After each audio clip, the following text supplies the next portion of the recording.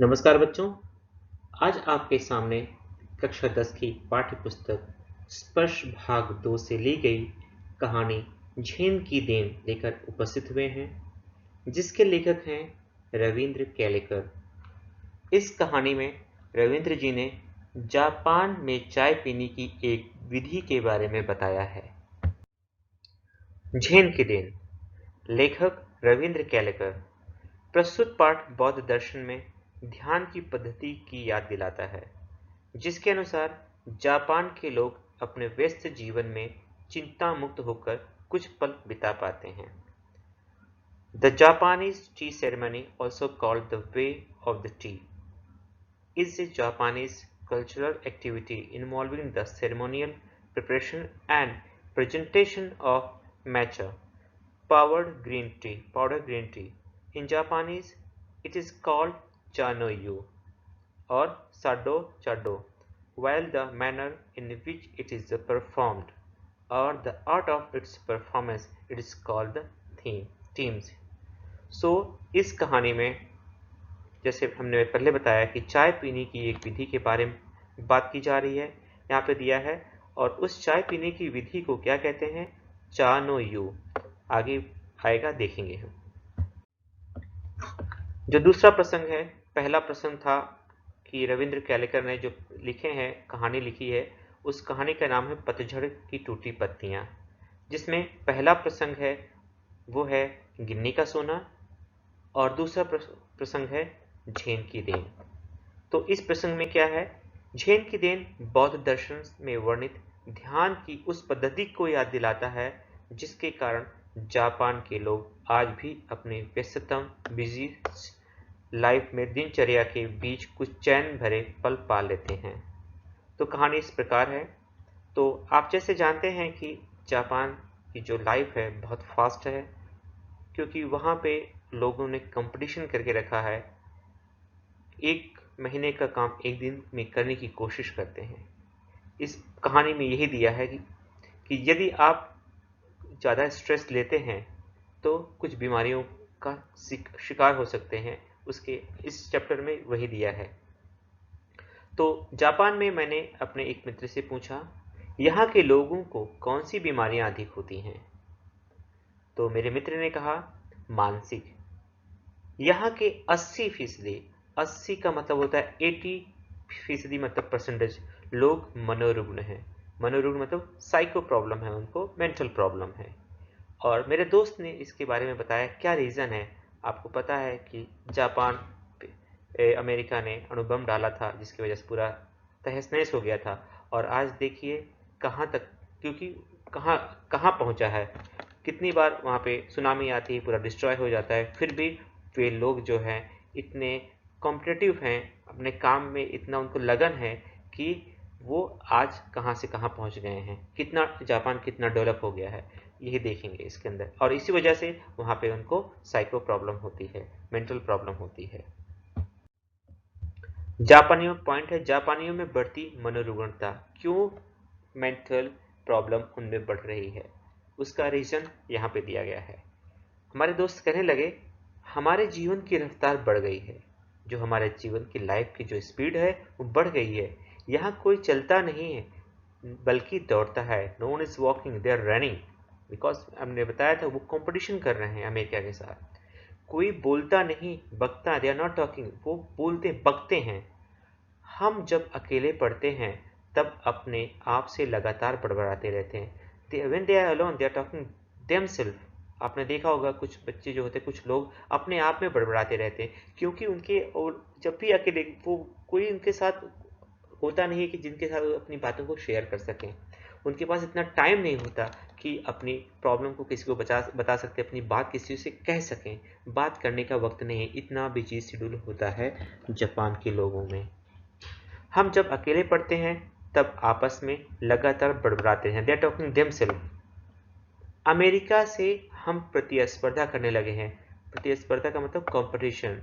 They are competition, they having competition with America. कैसे? एक महीने में पूरा होने वाला काम एक दिन में ही पूरा करने की कोशिश करते हैं। जो काम एक महीने होता है, एक महीने का काम एक दिन में पूरा करने की कोशिश करते हैं। If you are doing 1 month work in 1 day, what will happen? Too much stress will be there.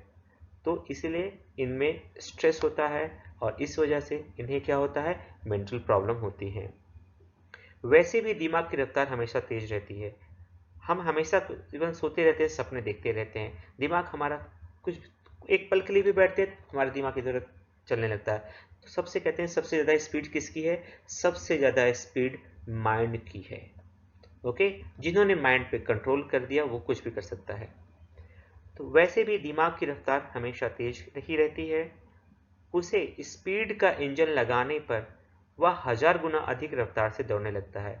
यदि ऑलरेडी हमारी जो माइंड की स्पीड है तेज रहती है, अगर और उसमें हम लोग स्पीड बढ़ा दें, स्ट्रेस बढ़ा दें, तो वो और तेज़ी से चलने लगेगा, स्पीड बढ़ जाएगी। जब स्पीड बढ़ जाएगी तो एक समय ऐसा आएगा कि इंजन टूट जाएगा। और हम बहुत ज़्यादा अगर स्ट्रेस लेते हैं, बहुत ज़्यादा टेंशन लेते हैं, तो क्या हो जाएगा, हमें मेंटल प्रॉब्लम हो सकती है। तो इसमें यही बताया गया है कि उसे स्पीड का इंजन लगाने पर वह 1000 गुना अधिक रफ्तार से दौड़ने लगता है। फिर एक क्षण आता है, एक क्षण मतलब एक समय आता है कि जब दिमाग का तनाव मतलब माइंड का जो स्ट्रेस है वो लेवल बढ़ जाता है और पूरा इंजन टूट जाता है, अर्थात हमें साइको प्रॉब्लम हो जाती है, मेंटली पागल हो जाते हैं, ये कह सकते हैं। यही कारण है जिससे मानसिक रोग यहाँ पे बढ़ गए हैं। यहाँ पे हमें इस पैराग्राफ में बताया है कि जापान के लोगों को जो मेंटल प्रॉब्लम होती है, जो साइको प्रॉब्लम है, वो किस कारण से होती है। हमने देखा कि वे लोग किसी से बातें नहीं करते, जो बातें क्या वो बकते हैं। बकने का मतलब होता है कि जो प्रॉपर तरीके से बात नहीं करता। कभी कभी सोया तुम क्या बक रहे हो, है ना, क्या बातें, बात करने का एक सलीका होता है, एक तरीका होता है, we have to talk the proper way, proper manner, but because they don't have time to talk the people, so how will going they will going to talk to the proper way, so that's why they are बड़बड़ाते हैं, they are talking not proper way and they are not walking, they are running because उन्हें काम का stress है। एक महीने का काम एक दिन में करने की कोशिश करते हैं, अमेरिका के साथ कंपटीशन करते हैं। ओके, और इस वजह से उनके दिमाग की रफ्तार बढ़ जाती है, स्ट्रेस बढ़ जाता है और इस वजह से कौन सा रोग होता है, उन्हें मानसिक रोग बढ़ हो जाता है और वहाँ पे मानसिक रोग ज़्यादा होता है, यही कारण है। आगे देखेंगे हम। हाँ, पॉइंट है टी सेरेमनी का अनुभव। अब एक में हमने देखा क्यों बढ़ता है, किस रीजन से उन्हें कौन सी बीमारी होती है। अब यहाँ पे देखेंगे उस बीमारी का किस तरह से समाधान है, सॉल्यूशन क्या है। तो जो लेखक के मित्र थे उन्होंने शाम को वह मुझे एक टी सेरेमनी ले गए, बहुत इंपॉर्टेंट है, टी सेरेमनी ले गए। टी सेरेमनी क्या है? चाय पीने की एक विधि है, चाय पीने की परंपरा है, विधि है।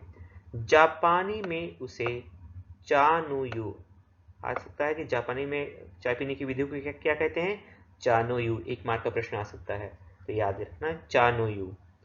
और ये कहाँ है? वह एक 6 मंजिला इमारत थी। लेखक उन्हें टी सेरेमनी ले गए, वो कैसी थी जगह? वह एक 6 मंजिला इमारत, 6 फ्लोर की जो बिल्डिंग थी, जिसके छत पर दफ्ती की दीवारों वाली, जो 6 फ्लोर के on top of the 6 floor एक हट बनाया गया था। That wall was made of the wooden, not wooden sorry, cardboard से बनी हुई वो उसकी दीवार थी और नीचे चटाई थी। चटाई मतलब मैट, आप देख सकते हैं यहाँ पे चाय पीने के लिए लोग बैठे हैं और यहाँ पे मैट बिछा हुआ है।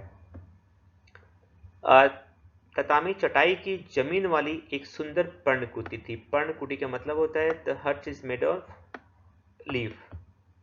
बाहर बेढप सा एक छोटा सा बर्तन था।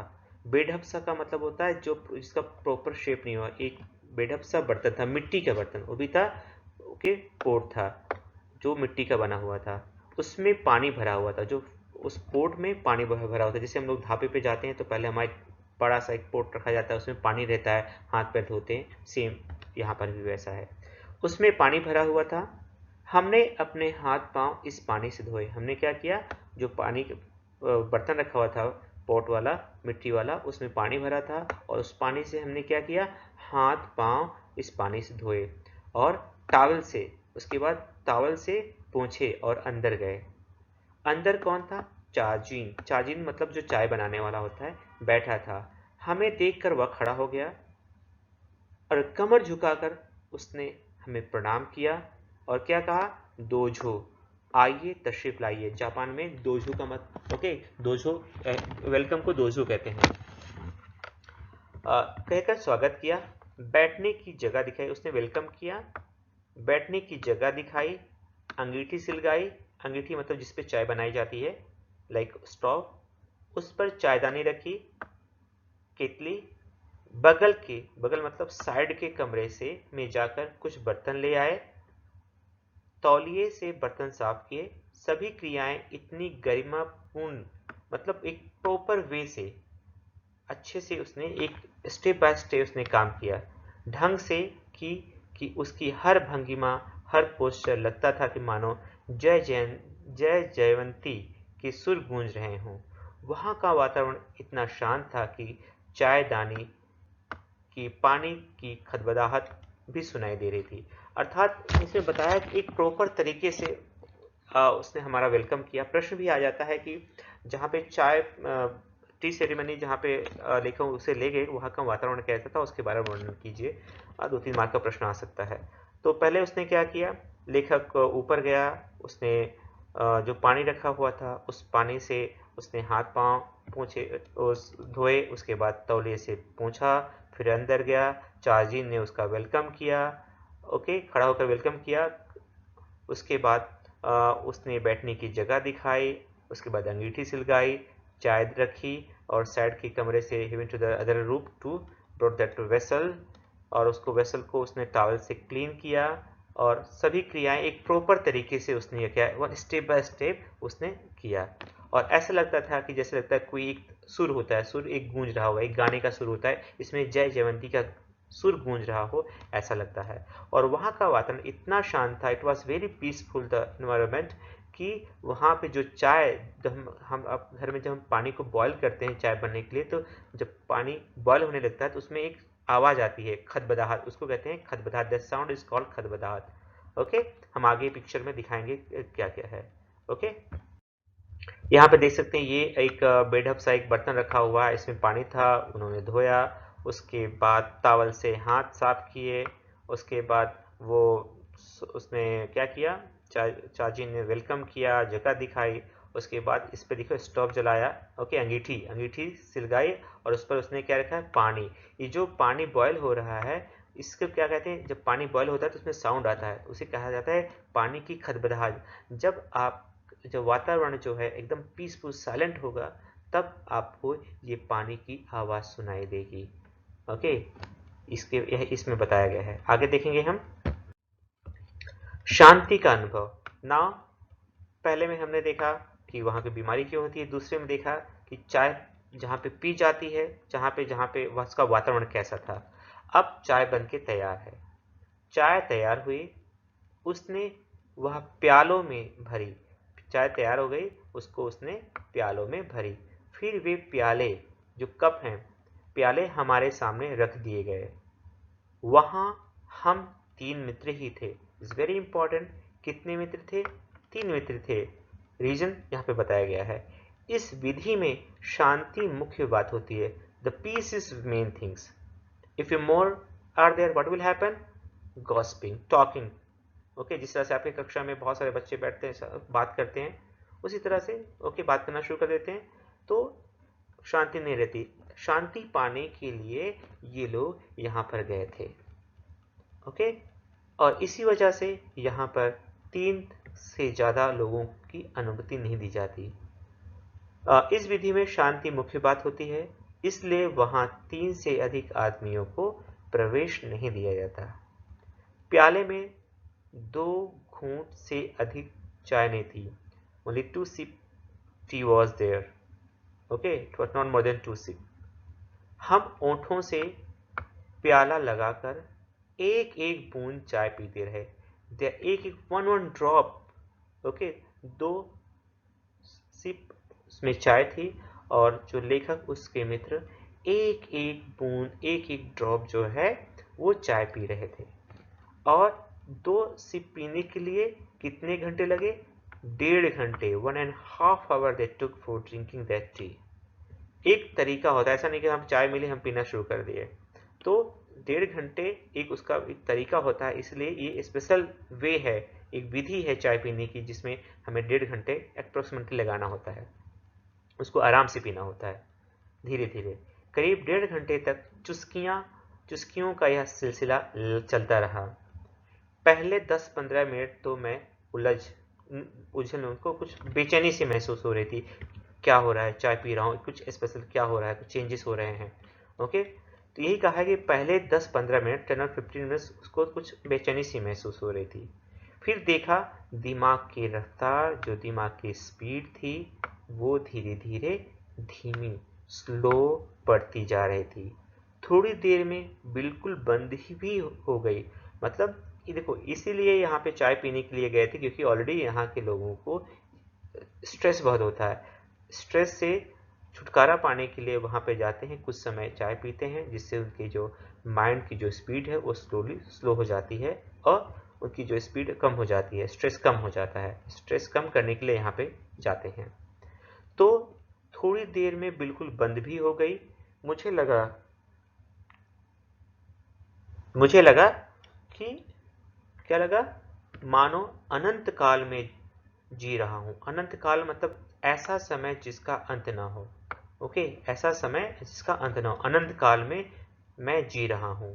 यहां तक कि सन्नाटा का मतलब साइलेंस, जो उनको सुनाई पड़ रहा था, क्योंकि वो 6 मंजिला इमारत थी, वहां पे कोई आसपास, वहां का वातावरण बहुत साइलेंट था, सुनसान था, कोई आवाज नहीं। और चाय पीते पीते उस दिन धीरे धीरे उनकी जो माइंड की स्पीड थी वो भी कम हो गई। वर्तमान का, उस समय उनको वर्तमान का अनुभव। अक्सर हम या तो, दिस वेरी इंपॉर्टेंट पैराग्राफ, अक्सर हम या तो गुजरे हुए दिनों की खट्टी मीठी यादों में उलझे रहते हैं, या भविष्य के रंगीन सपने देखते रहते हैं। यहाँ पे लेखक कह रहे हैं कि हम हमेशा पास्ट में जो हमारे साथ हो चुका है, उसकी अच्छा या जो भी हुआ हो उसके बारे में सोचते रहते हैं, और या फिर फ्यूचर के बारे में हम कल ऐसे करेंगे, आने हम प्लान करते रहते हैं, तो उसी में खोए रहते हैं। हम या तो भूतकाल, पास वेरी इंपॉर्टेंट, एग्जाम में आ चुका है बोर्ड की, हम या तो भूतकाल में रहते हैं या भविष्य काल, अर्थात पास में, भविष्य काल में रहते हैं। असल में दोनों काल मिथ्या हैं, अर्थात दोनों काल, दोनों टाइम, पास्ट एंड फ्यूचर, दोनों काल गलत हैं, सत्य नहीं है, ट्रुथ नहीं है। Okay, because once already gone and other is not came।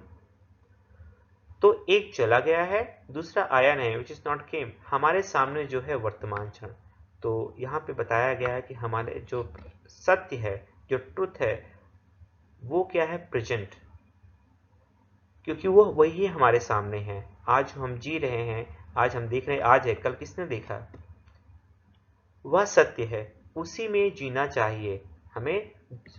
वर्तमान में जीना चाहिए हमें, प्रेजेंट में जीना चाहिए, पास में नहीं, ना फ्यूचर में, क्योंकि दोनों सही है नहीं, कोई एक चला गया है, एक आया नहीं है। चाय पीते पीते उस दिन मेरे दिमाग से भूत और भविष्य दोनों काल उड़ गए थे, केवल वर्तमान क्षण सामने था।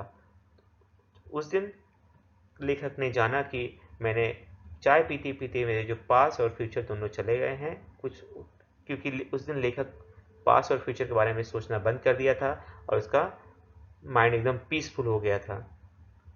केवल जो था वर्तमान क्षण सामने था, और वह अनंत काल जितना विस्तृत था, विस्तृत मतलब फैला हुआ था, बहुत बड़ा था। जीना किसे कहते हैं उस दिन मालूम हुआ। झेन परंपरा की यह बड़ी देन मिली है जापानियों की। तो झेन परंपरा की कौन सी देन मिली है जापानियों की, ये चाय पीने की विधि, जिसे जापानी भाषा में चा नो यू कहते हैं। ये एक छोटा सा चैप्टर था, आशा करता हूँ कि आपको समझ में आया हो गया, जापान के लोगों के बारे में आपको पता चला होगा। धन्यवाद। कृपया वीडियो को लाइक एंड सब्सक्राइब करें। धन्यवाद।